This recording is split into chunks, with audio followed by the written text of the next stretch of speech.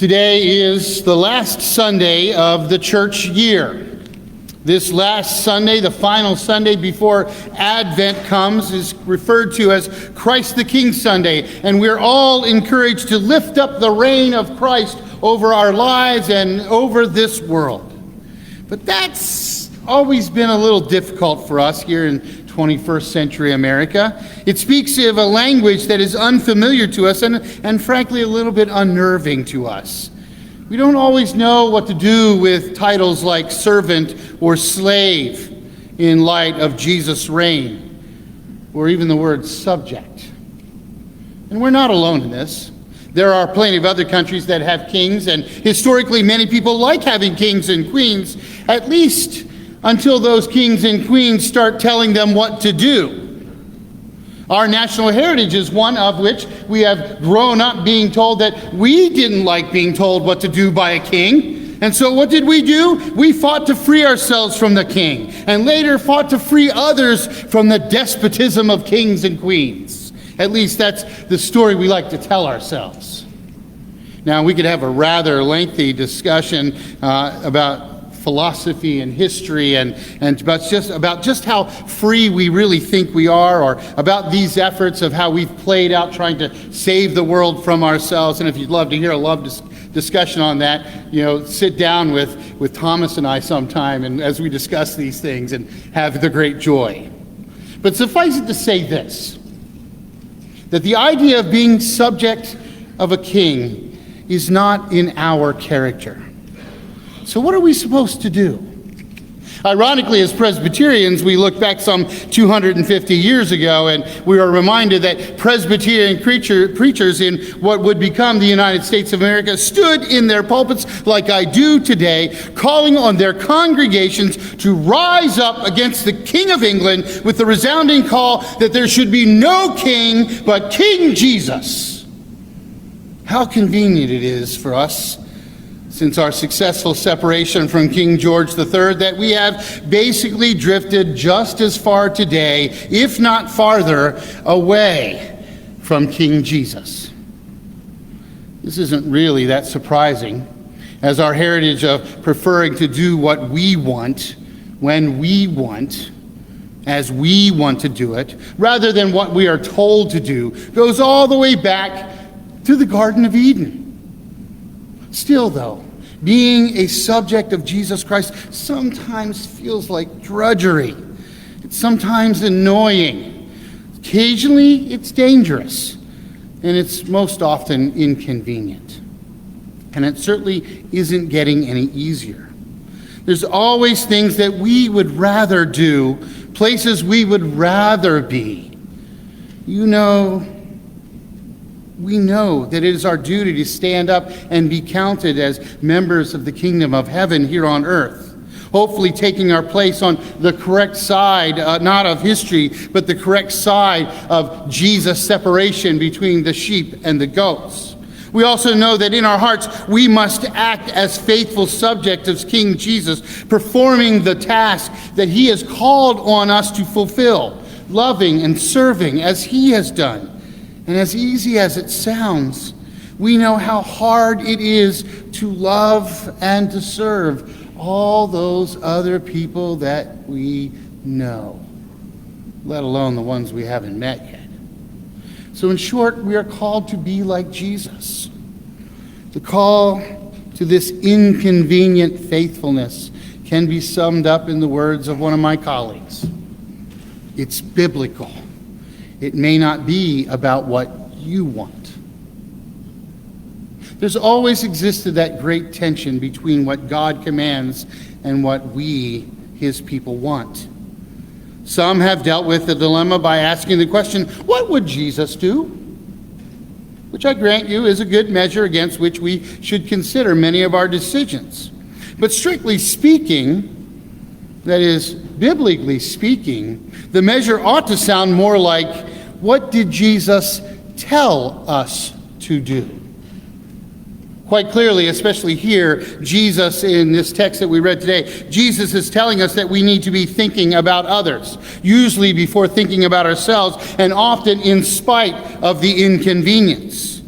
We like to console ourselves, but in truth, I think deep in our hearts, we know that to love one another often means taking real risks in life, to be a subject of Christ, our King, and to do it until his kingdom comes into being. But how? Being a subject of Christ the King means proclaiming in word and in deed that our lives no longer belong to us, or at the very least, beginning to understand that life in this world as a subject of Jesus Christ ain't all about me. And that's hard for a people who grow up with the idea that individualism is the most important thing in life. So how do we act as subjects of Christ our King? About 30 years ago, when I was still in the midst of figuring out what God wanted me to do with my life, I heard a story, and it's one that has touched me in ways that have never left me. And now I want to share that story with you, in part because it's a story that I want to tell you, but mostly because it's a story that I need to hear again and again and again. Picture the scene. It's a small town, small city, not very large. Most people know most everybody else's business. And at the end of the day, there's a young pastor. He's in his church. He's straightening things up, getting ready for the weekend. And there, at the end of the day, is a knock on the door.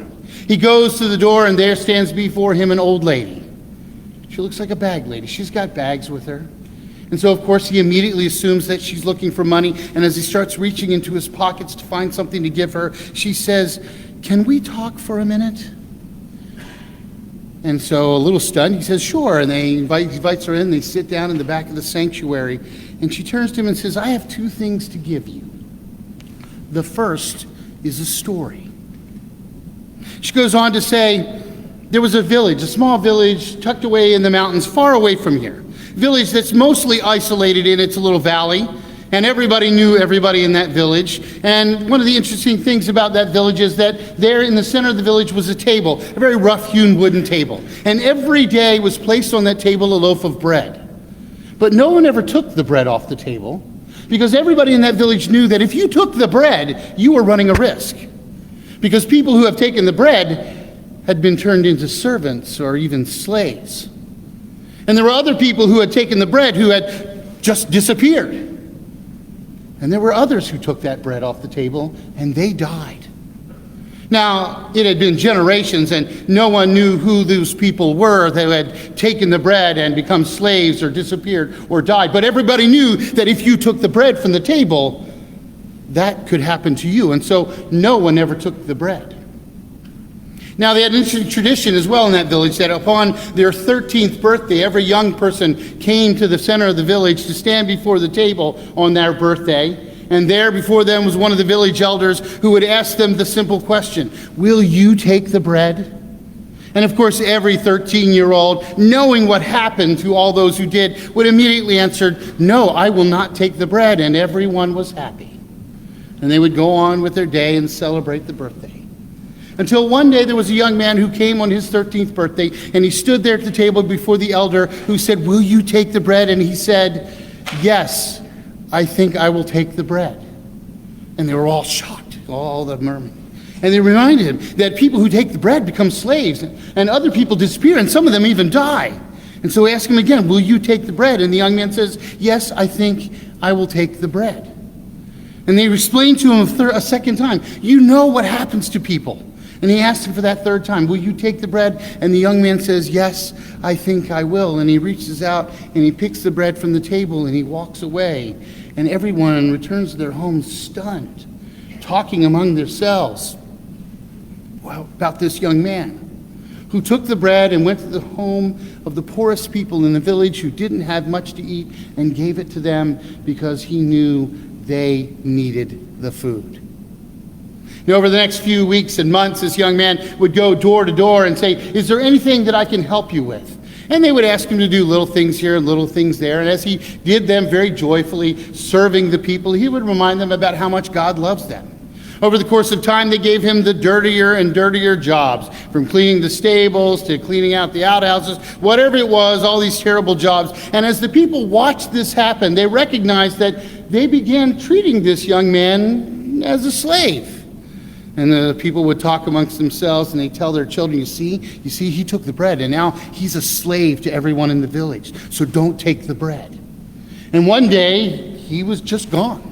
Nobody knew what happened to him. So, of course, they talked amongst themselves, and they remind their children, see, he took the bread, and now he's disappeared. Because that's what happens to people who take the bread. They become slaves, and then they disappear. Now, months and months later, a traveler came into the village from over the mountain, and he started telling them a story about this young man who had showed up in the neighboring village in the next valley. And he started telling people about the love of God and how much God loved them. And to show it, he would do anything they asked of him. Well, this ended up upsetting some people. They were unnerved by him. And eventually they decided they'd had enough of this young man. And they killed him. And there in the village they knew, we know who that young man is.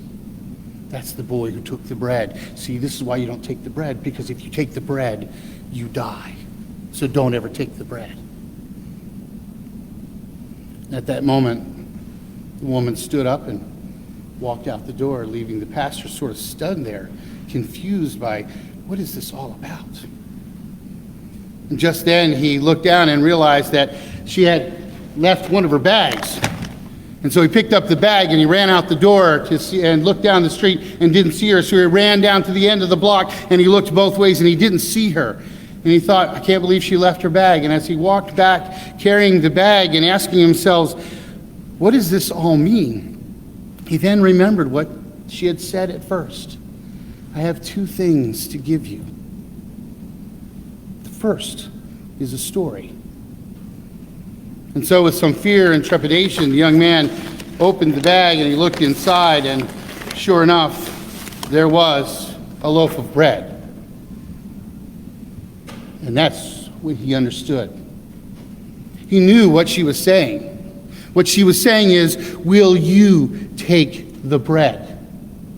Will you take the risk to show people the love of God by taking the bread and giving it to those who are hungry? Will you show the love of God by taking the bread and offering yourself to serve other people as a slave? Will you take the bread and risk disappearing into the person of Jesus Christ, subjecting your will, your person, your very life to be like Christ?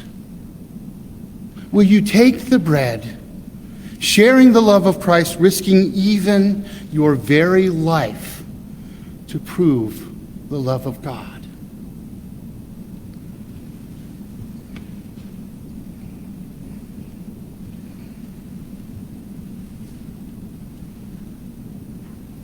Every month, and sometimes more, the bread is placed on the table in preparation for communion. And what is it we say? What are those words? This is my body, broken for you. Eat of it in remembrance of me. When we place this table, on this table, this bread, this simple wooden table, Christ is asking you, will you take the bread? Because it's not meant to be a snack and a little drink at the end of a long sermon. It's meant to be a challenge. Will you take the bread and demonstrate the love of God in the lives of the people around you by being willing to feed the hungry, to clothe the naked, to visit the sick and who are imprisoned, to become truly a servant of our King Jesus Christ, disappearing into that person, willing even perhaps to die. So today, when it's offered to you, take the bread, if you dare, and understand what it means. Amen.